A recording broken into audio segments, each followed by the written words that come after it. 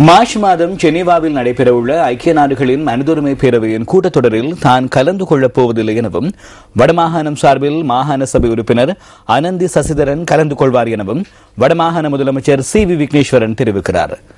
இலங்கைக்கான நோர்வே தூதுவர் இன்று வடமாகாண முதலமைச்சரை சந்தித்த பின்னர் ஊடகவியலாளர்கள் எழுப்பிய கேள்விக்கு பதிலளிக்கும் போதே அவர் இதனை கூறினார்.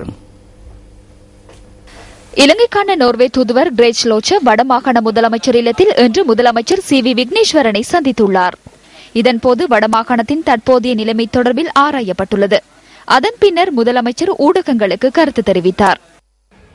மத்திய மாகாணங்களில் இருக்கும் பிரச்சனைகளுக்கு புறம்பான அல்லது வித்தியாசமான மாறுபட்ட சில பிரச்சனைகள் தான் எங்களுக்கு இருக்கின்றது.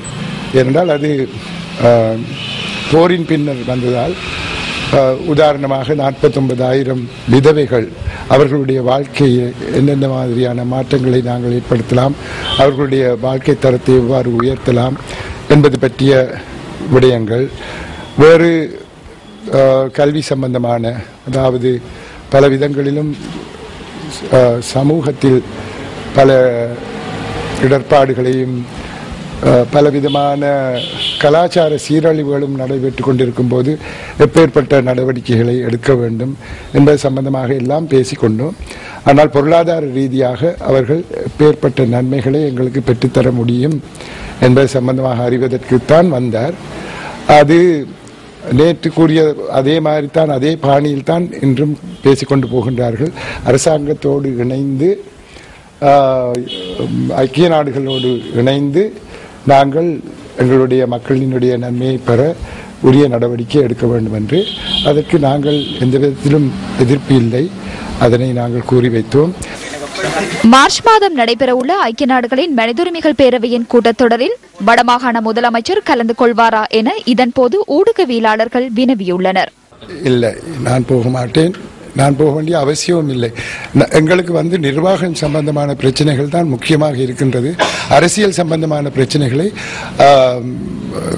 பாராளுமன்ற அங்கத்தவர்கள் பார்த்துக் கொள்வார்கள். காரணமாக அனந்திக்கு போவதற்கு நாங்கள் வசதி அளித்து கொடுத்திருக்கின்றோம். இதேவேளை அண்மையில் முதலமைச்சர் தெரிவித்த கருத்து தொடர்பில் விசாரணைகள் இடம்பெறுவதாக கூறப்படும் விடயம் குறித்து ஊடகவியலாளர்கள் கேள்வி எழுப்பினர். நான் பேசியதை பற்றி தானே, அது என்ன, அதெல்லாம் அப்படியே இருக்குது, நான் வாசிச்சது தானே, அந்த எழுதப்பட்டது அப்படியே அனுப்புகிறேன். இதுல இருக்கிறது இருக்குது, இதுல ஏதாவது சட்டத்துக்கு புறம்பானது இருந்தால் நீங்கள் நடவடிக்கை எடுங்கன்னு சொல்ல வேண்டியானே, அது வேறு ஒன்றும் இல்லை. நான் எதுவுமே எழுதி வாசித்து தான் செய்கிறது. ஒரு சில நேரத்தில் ஏதாவது ஒரு ஹாஸ்யமாக ஏதாவது ஒன்று அதற்கு வெளியில் பேசுவேனே ஒழிய பேசுவது அத்தனையும் எழுத்தில் இருக்கின்றது. அதை பார்த்து அது சட்டத்துக்கு புறம்பானதுன்னு சொன்னால் வேண்டிய நடவடிக்கை யாரும் எடுக்கலாம். சரி.